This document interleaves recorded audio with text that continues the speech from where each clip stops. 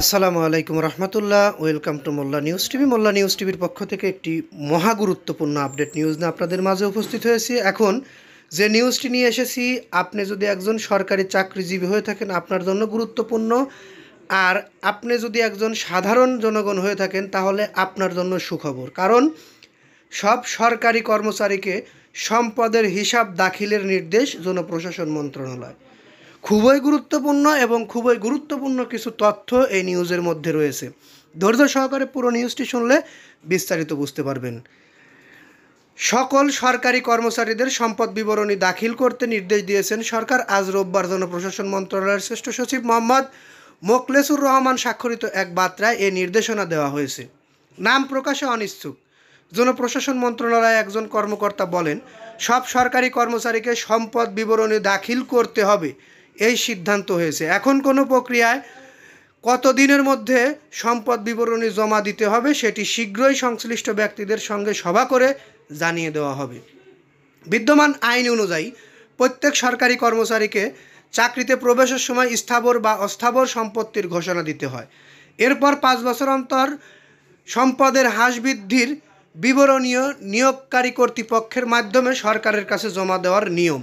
দুর্নীতি রোধ এবং চাকরিজীবীদের জবাবদেহি নিশ্চিত করতে আচরণ বিধিমালায় এমন নিয়ম থাকলেও কাগজপত্রের এই নিয়ম মানা হয় না বললেই চলে। এর আগে জনপ্রশাসন মন্ত্রণালয় এ বিষয়ে একাধিকবার চিঠি দিলেও অগ্রগতি হয়নি। সরকারি চাকরিজীবীদের একটি অংশের মধ্যে দুর্নীতির প্রবণতা আছে।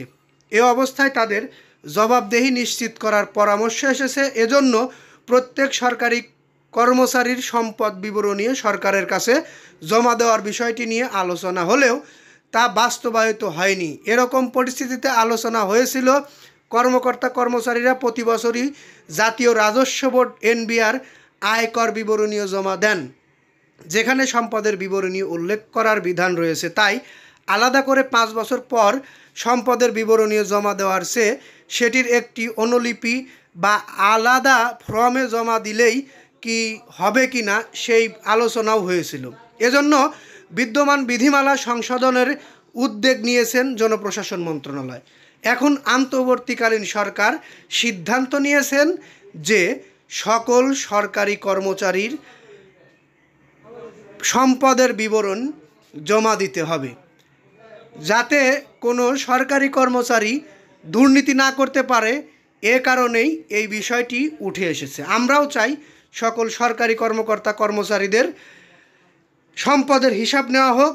5 বছর আগে তাদের কি পরিমাণ সম্পদ ছিল বা নিয়োগ প্রাপ্ত হয়েছে তখন তাদের কি পরিমাণ সম্পদ ছিল, এখন তাদের কি পরিমাণ সম্পদ, তাহলেই বোঝা যাবে সরকারি চাকরিজীবীরা কোন বিষয়ের উপরে আছে, আসলে তারা দুর্নীতির সাথে জড়িত আছে কিনা। যাই হোক, আমরা এতক্ষণ যে বিষয়গুলো আলোচনা করলাম গুরুত্বপূর্ণ ছিল। আপনার মতামত থাকলে অবশ্যই কমেন্ট বক্সে জানিয়ে যাবেন। ভালো লাগলে লাইক কমেন্ট শেয়ার করবেন। পরবর্তীতে আমাদের এই চ্যানেলের ভিডিওগুলো সবার আগে পেতে অবশ্যই চ্যানেলটি সাবস্ক্রাইব করে বেল বাটন অন করে রাখবেন। এই বলে এখান থেকে বিদায় নিচ্ছি। আসসালামু আলাইকুম।